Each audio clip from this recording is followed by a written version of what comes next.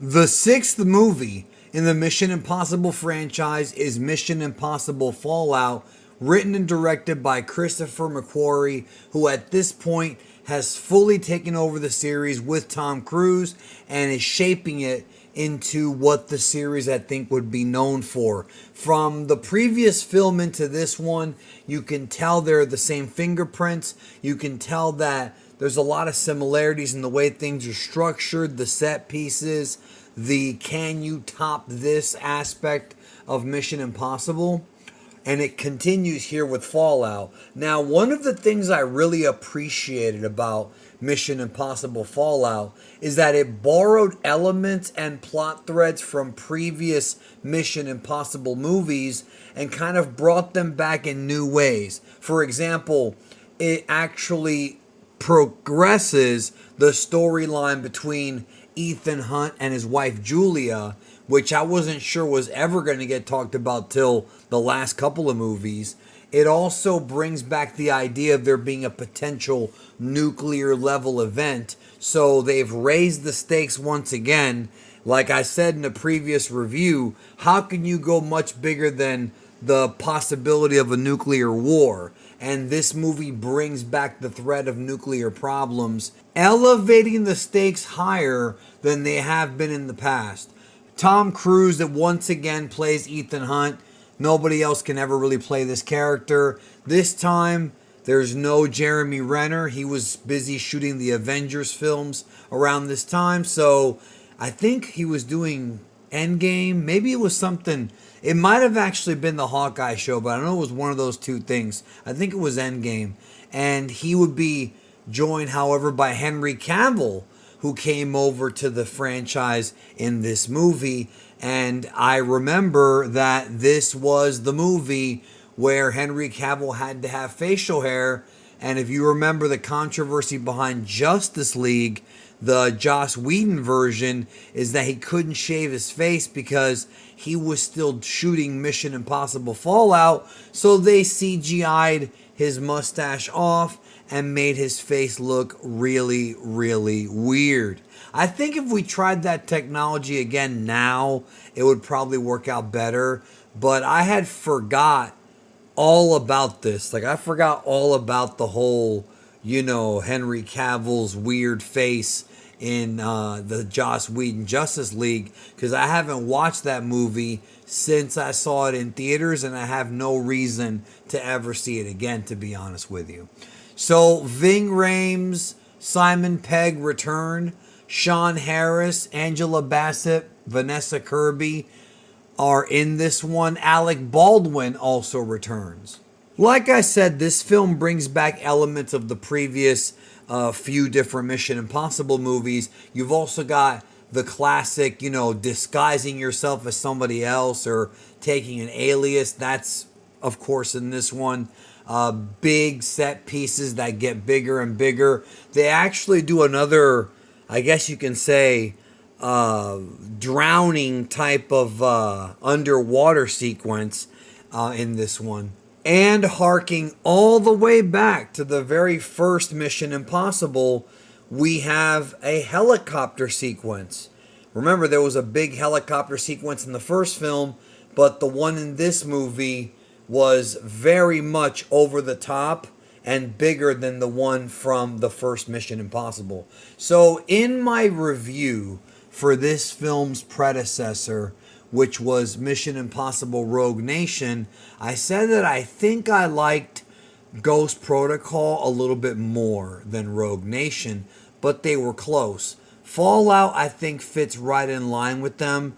In my opinion, I think Fallout is probably about as good as Ghost Protocol. I might change my mind on this when I see all these films again.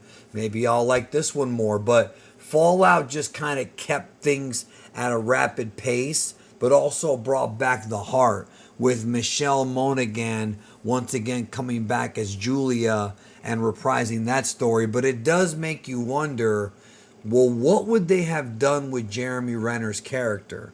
Like, what would he have done in this movie? I'm sure that there's probably information out there, probably even like on the Blu-ray or DVD, there's probably some commentary about what they plan to do with him and ultimately could not do.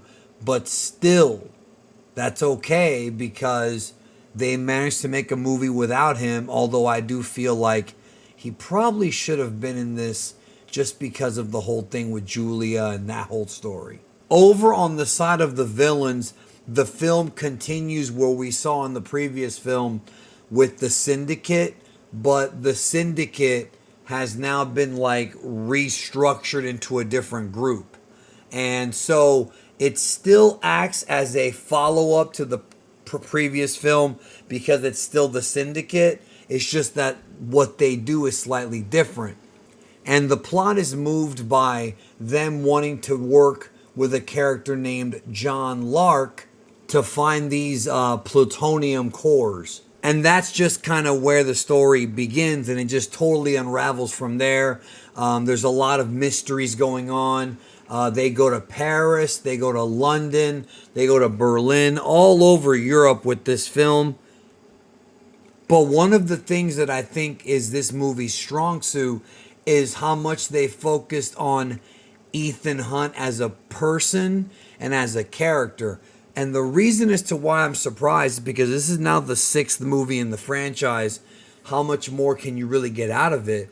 But Christopher McQuarrie's script really does a great job of illustrating to the audience that Ethan Hunt cares about people, that he's doing this to help people, to save people, and that if anybody's lost, it weighs heavy on his heart. So the movie does a great job of making Ethan Hunt an even more likable character. And I think the reason for that is probably because of trying to get us to care more, because they probably knew there was only a couple movies left to tell this story. So they want the last few movies, including this one, for us to have a very strong emotional connection to him, so that if something bad were to happen, or if the threat of something bad happens, we can be on the edge of our seat seeing how he's going to get out of it, which is a recurring thing with these movies. Of course, the film ends up actually climaxing with a big fist fight, and this was very interesting. August Walker, played by Henry Cavill, large, dangerous, scary man, versus Tom Cruise. Tom Cruise is fighting Superman, and that's kind of the big, I guess, final battle of the film, which to me reminded me more of something they would do in either the Fast and Furious or James Bond. I like that the Mission Impossible movies are essentially James Bond and Fast and Furious movies, except with a twist.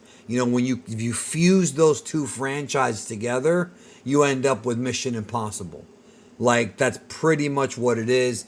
I think with this film, they really got over the top more than in previous movies, and they really skirted on that razor's edge of being Fast and Furious level silly for a couple of the sequences. But I think the action in the movie is very well done. I think Chris McQuarrie is very skilled at having these action scenes and setting up the camera in a way where everything looks bigger, grander, scarier. Everything looks impactful. It's another film that I wish I had seen in IMAX when it came out, because I'm sure that would have been a theatrical treat. This is why you got to go see movies in the movie theater, man. If you really love movies, especially with movies like this, you got to go to the movie theater, because that's the only place you're going to truly get this level of just absolute greatness and really, really let everything soak into you. You know what I mean? And sort of you become one with the movie. And of course it's dark and quiet and you don't have that many distractions, so you can really focus on the plot of the film. And that to me has always been the best way to watch movies. And it's an interesting choice that they chose to really go inside of Ethan Hunt's character, because in previous movies, he's very mysterious and he's just sort of like this character that you cheer for because he's doing the right thing. But here they really went and exposed his emotional underbelly and what makes him more compelling of a hero than you would think, or more than a lot of other action superstars are in their movies. And what's crazy about this movie is that apparently the final script was only 33 pages long. And that's absolutely insane because this is the longest Mission Impossible film up until this point. This one goes past the 2.5 hour mark. But Chris McQuarrie's whole plan, working closely with Tom Cruise, was that it actually worked for this movie because then they can adjust things and sort of change things around depending on how events unfolded. There's also a sequence in the film where Tom Cruise legitimately broke his ankle. And they kept the cut in the film where he's like limping. His ankle was actually broken. And just complete madness, man. This guy does not need to be doing this, man. And he just keeps doing it. It's wild to me. Like, Tom Cruise really cares about Mission Impossible and his craft. It was good to see Sean Harris back, playing Solomon Lane again with that cool accent he's got. This is the first time I can think of where there's a villain that makes it back from a previous movie. So does that automatically make him the best villain? I don't know, man. Philip Seymour Hoffman, but he does definitely have the coolest villainous voice, that I will say. And I also want to really put over the soundtrack for this film, man. Lorne Balfe did the music, and the mixing of the different Mission Impossible themes with different action themes, keeping the leitmotif. I don't usually talk about the music in a movie, but these Mission Impossible movies really do come correct with great soundtracks and tremendous scores that fit into the action genre like a well-placed hand in glove. So this film, another winner, if you ask me. They kind of start to blend together when you marathon them like this. Like, I feel like I'm going to get confused later on in life as far as what happened in which movie. So I think once all 8 movies have been released, they're probably going to put out a big 4K box. And I'll probably buy that and then watch them all over again in 4K.